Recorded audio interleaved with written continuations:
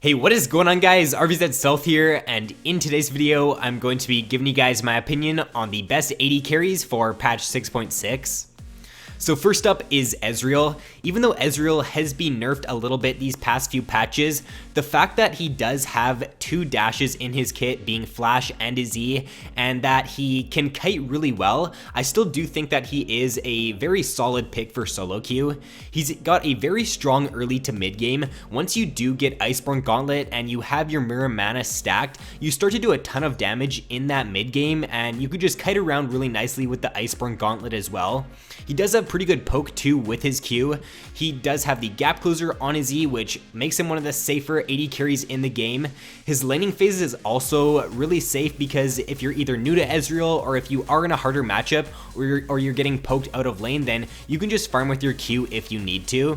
And he's pretty good in the assassin meta too, just due to the fact that he does have the dash on his E. A few cons to Ezreal are that he is pretty skill shot reliant with his Q. It is his main damage source, so if you can't hit that consistently, then you're not going to be very successful on Ezreal. And I do find that he is also pretty weak if you do fall behind with him. You want to get your Mirror Mana stacked, and if you can't get your tier early on in the game and you can't get that stacking, then you are going to be relatively weaker compared to the other AD carry. Next up, I have Ashe. Right now, I think that Ashe is a pretty underrated pick. We're seeing a lot of mobile junglers being played, or junglers that don't have short cooldown gap closers like Shyvana, Udyr, and Volibear. They're three of the most picked junglers in the game right now, and Ashe does really well against them since she does have the slow from her passive, the slow on her W, and then she does have her ultimate too. So if those champions try to jump on Ashe, she does have a lot of ways to kite them around and to get away from them. And if her team does have some CC too, then it's going to be really hard for those champions to reach the back line.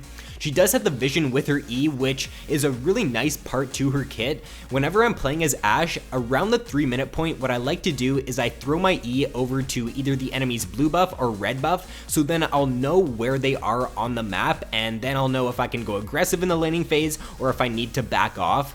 She does have a very strong level 6 all-in. When you are playing as Ashe, if you're paired up with a strong engage support like a Leona or a Morgana or a Thresh, any support that does have strong CC, then look to go for an engage at level 6 because you can lock the enemy down really nicely with your ultimate.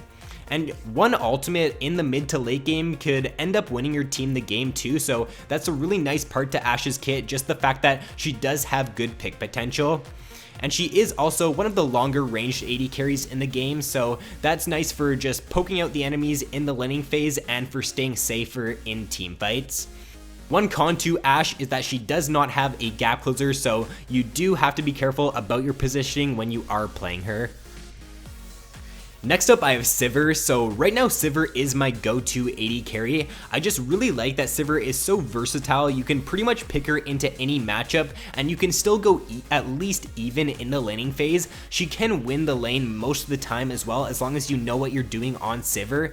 I also like that she does have her spell shield, so you can pick her up against any CC support, and you can still do really well, since as long as you can time your spell shield, then you shouldn't end up getting like thresh hooked or blitz hooked in the laning phase. So she is definitely one of the safer laners in the game due to her spell shield.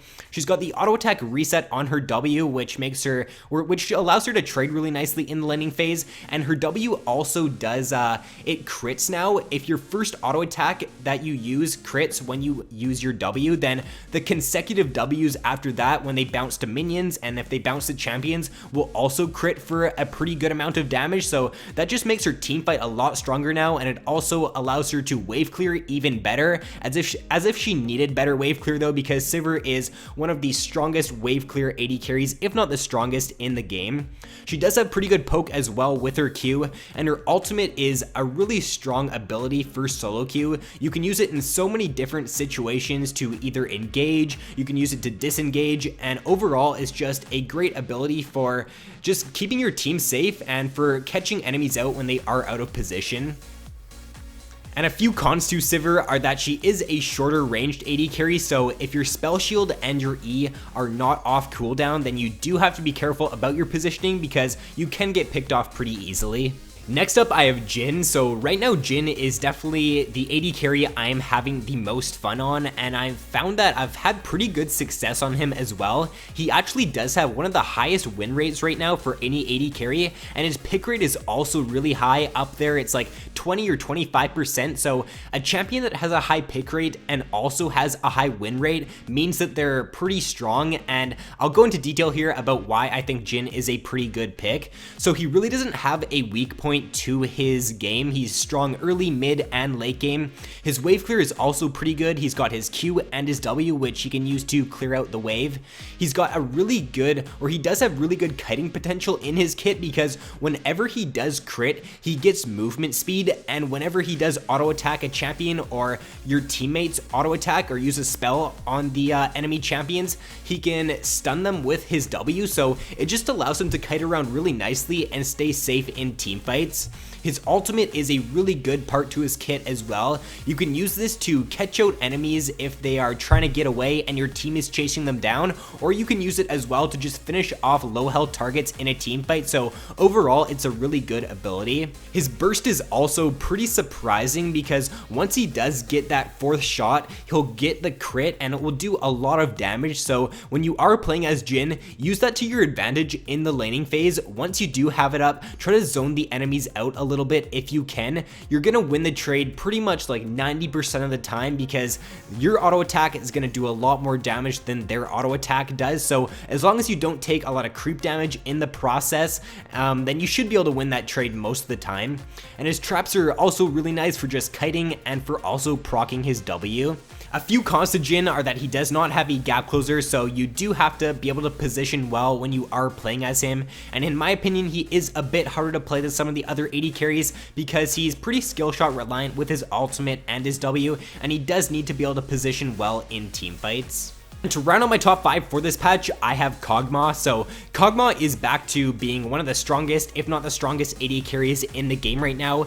Last patch, he was sitting at around a 44-45% win rate, and then this patch, he's back up to where he was before he got nerfed at around 55%. So he's one of the strongest AD carries right now for sure. Once you do get to mid game as Kog'Maw, you start to do a ton of damage once you get your core items, being the Rage Blade and the Hurricane. If you get those items and it's before like the 20-minute point, then you're pretty much set. As long as you know how to position well in team fights as him, you can just deal so much DPS in team fights, and you can just end up shredding the opponents and just end up solo carrying your team pretty much, as long as you do position well as him. He's a longer ranged AD carry too, because of his W, and his W is really good for just taking objectives really quickly. It's also really good for just staying safe in team fights, so that ability just makes him a really strong pick. And one con to Kog'Maw is that he does not have a gap closer, so when I play Kog'Maw, I like to get a QSS pretty early on in the game. Usually after the Hurricane, I like to pick that up. I might even get it a little bit earlier, depending on if the enemy has like a Zed, or if I'm finding myself getting caught out quite a bit, but definitely look to pick up a QSS, because if you don't stay alive in team fights as Kog'Maw, then obviously there's really no point in playing him. He's really strong if you can stay alive and get your damage off, but if you can't, then you might as well just play one of the other AD carries. So first up on the honorable mentions is Jinx. Jinx is seeing quite a bit of play recently. She kind of fell off for a while there. She wasn't seeing a lot of play at all, but she is back to being a pretty strong pick right now. The build of Infinity Edge and Runane's Hurricane is pretty good on her right now, and it just makes her mid game one of the best for any AD carry in the game. Her late game is still one of the best as well for any AD carry, because she does have those AoE crits with her Fishbone. So if you're looking to play Jinx this patch, then I would recommend it.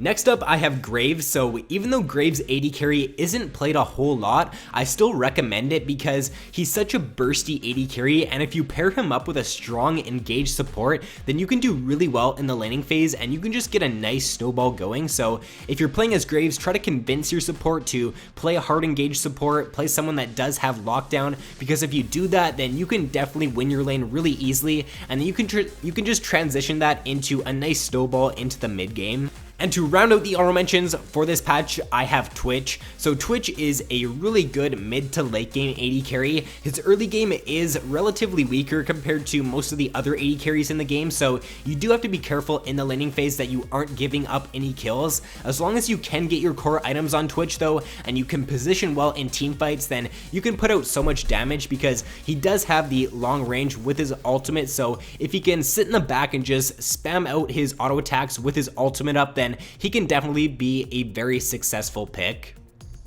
So that is going to be all for this video, guys. If you did enjoy, then be sure to drop a like and subscribe if you have not already. So thanks for watching, guys. Have a great day, and I will see you in my next video.